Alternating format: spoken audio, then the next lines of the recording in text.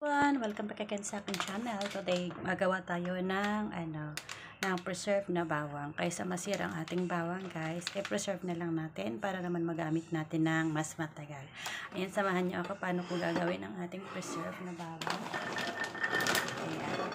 Dahil, na to guys, nabalatan na to, kahit nyo, balat na yan. Tanggalin natin yung dulo niya. Yung dulo kasi, diba, dito yung brown. Nag-brown na siya.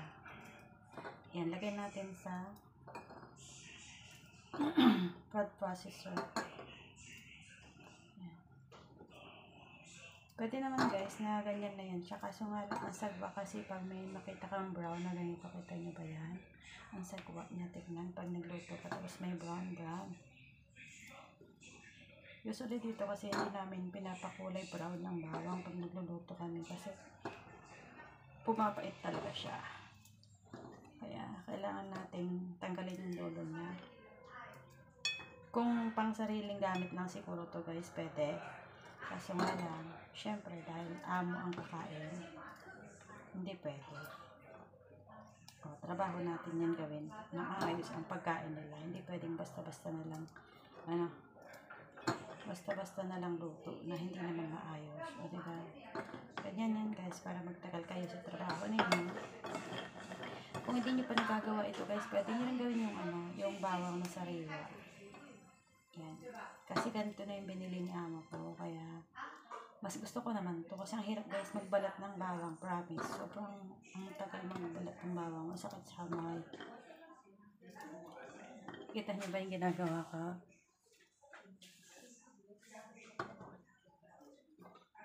Tapusin ko lang to kasi naubusan na kami ng bawang. Wala na yung bawang na natatag. Mas okay kasi to sa akin kasi lagi-lagi ako nagluluto. Ilang beses ako mag-gisa sa isang araw. Maraming beses ako nagigisa sa isang araw. Kung 3 yung putahe ko, 4 yung putahe ko, ibig sabihin 4 na beses ako magigisa sa umaga, ganun din sa tanghali at sa hapon. Kaya kailangan ko talaga yung bawang. Kaso nga wala kami dito sibuyas. Gusto ko sana yung sibuyas. Kaso wala kami ganun sibuyas. Hindi sila nabili ng sibuyas. Dito sa amin hindi sila mahilig sa sibuyas. Bawang at luya lang. Diba?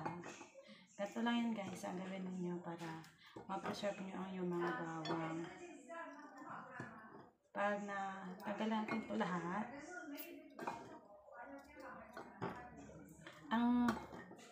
ang bawang pala guys, kung gusto nyo mas madaling balatan, pwede nyo ibabad muna sa tubig yung bawang nyo. Para matanggal agad yung balat na madali siyang tanggalin. Ang kaso nga lang, pag binabad mo kasi sa tubig, iba na yung mag-iba yung lasa ng bawang.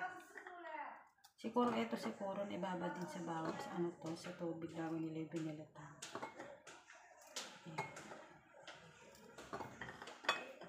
Nakita ko kasi sa Pilipinas dati, yung kapitbahay namin yung dinahanap buhay nila, tagabalat ng bawang. Ayan. Masarap sana ito hiwa-hiwain guys, tapos iluto sa mantika, no? Tapos isahog sa cornic. Masarap yun. Kaso nga lang, mantika yun. Masarap talaga yung bawang. Maganda po sa balat. Ayan. Uy, alam nyo guys, ang bawang din napakaganda sa pag mayroon kayong kate-kate. Halimbawa, mayroon kayong mga galis dyan o kung anong kate-kate yan sa balat ninyo.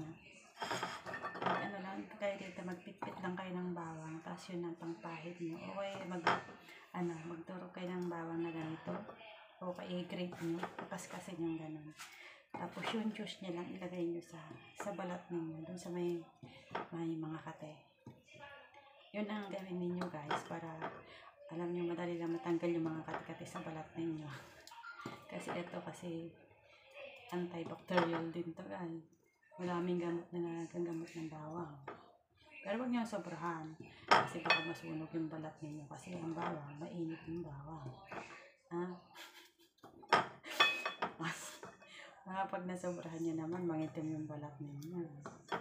Kasi mainit talaga ang bawang, promise. Subukan nyo nga tain ito ng sariwa. Mainit talaga. What's that? Ayan. Lapit na tayo, guys. Di ba ang dami ko nagawa? Ganda lang gawin nyo para, para ma-preserve kami yung mga bawang. Di ba? Okay lang to.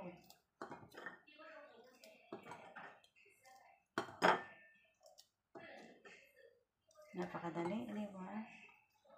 Siyempre, pag natapos natin to, ano natin, gigilingin natin. Hindi naman yung giling na giling, tamang giling lang. Tapos lagay natin sa garapon. Tuyo na siguro yung garapon ko doon. Hindi naman garapon na garapon. Tapos lalagyan natin ito ng mantika mamaya.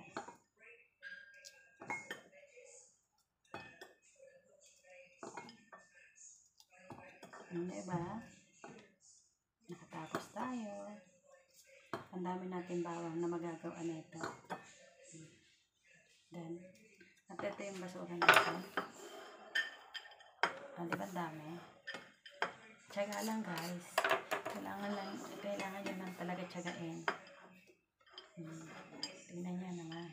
Para na siya langid ng parang langid na sugat. Okay, langid ng parang mga langid ng galis. Tapon natin yan. At i-blender na natin ang ating bawang. Kunin natin rubber. Rubber ka, guys. Para hindi siya masyadong maingay. Kasi maingay siya pag walang rubber. Okay. I-blend na natin ang ating bawang. Kita nyo ba yan?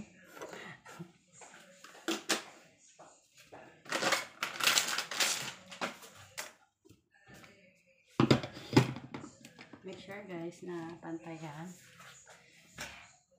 Okay.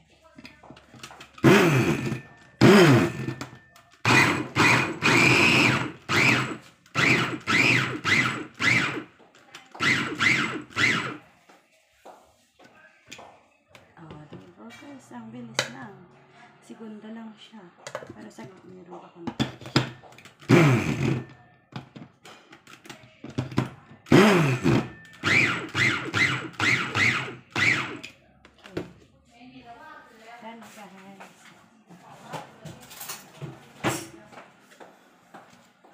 ang bilis, diba? Wala pang 1 minute. Nagawa na natin ang ating bawang.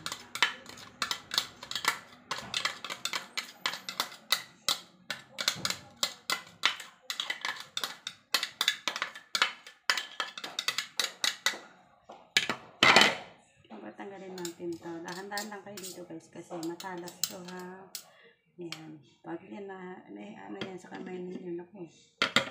Ingat kayo dyan. Yun yung dami ko nagawa. Kung yung sayang. Bawang din yan. Lalagyan na natin dito sa ating garapon.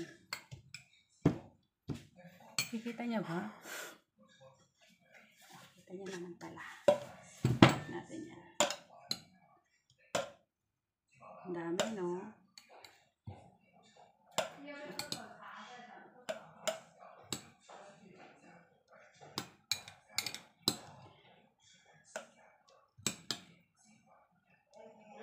Tapos lalagyan natin ito, guys, ng mantika. Tama-tama lang siguro dito sa isang garapon. Kuha pa tayo ng isa pa. Napuno siya eh. Hindi pwedeng siksikin to, guys.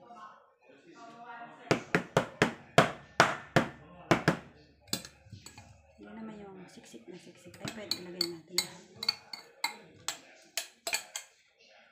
Yung matitira, gagamitin ko na lang bukas. Ay, mamayang tanghali pala tsaka hapon.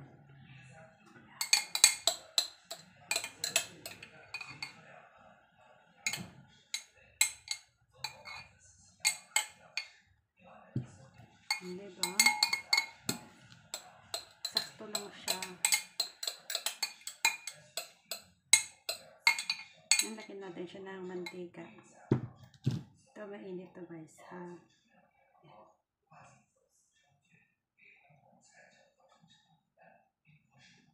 Pwesto natin sa gitna para lagyan natin siya ng mantika. Walang tayo ng mantika.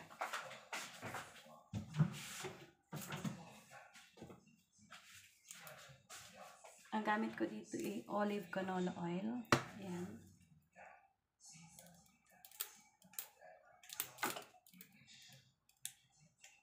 Dahan-dahan lang guys para hindi naman umawas.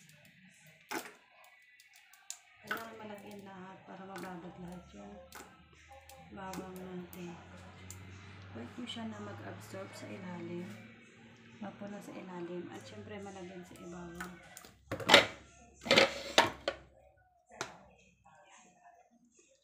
Diba? Okay. Make sure guys, ayan di ba? Hindi pa nalagyan yan.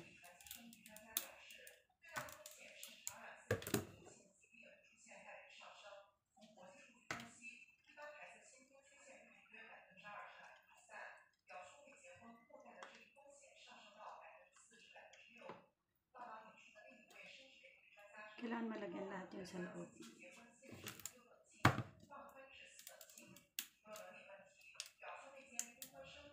Hindi sayang itong mantika guys kasi gagamitin nyo din naman yan. Pag nagkisa na kayo, huwag nyo nang tamihan ng mantika sa kawali. Kasi ito may mantika na to. Hindi ito masisira guys kasi ilalagay natin to sa ref. Kahit abutin to na 2 buwan, okay lang. Pero sa akin, hindi ito abutin ng 2 buwan guys. 3 linggo lang, 2 linggo lang to. Okay na. Diba guys? Lagay pa natin yan, sayang. Char! O diba guys, meron na tayong dessert na bawang. Diba?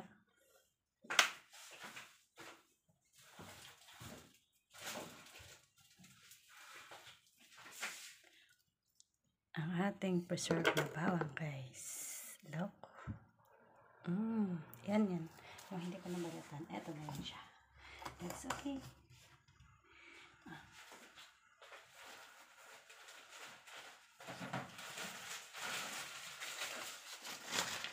Ito guys, yung pinaglagyan ng sticky na peanut butter. Lalagyan na natin sa ref para naman hindi siya masira guys. Siyempre, hindi pwedeng hindi ilagay sa ref. Okay. Thank you guys for watching. Bye for now. Bye.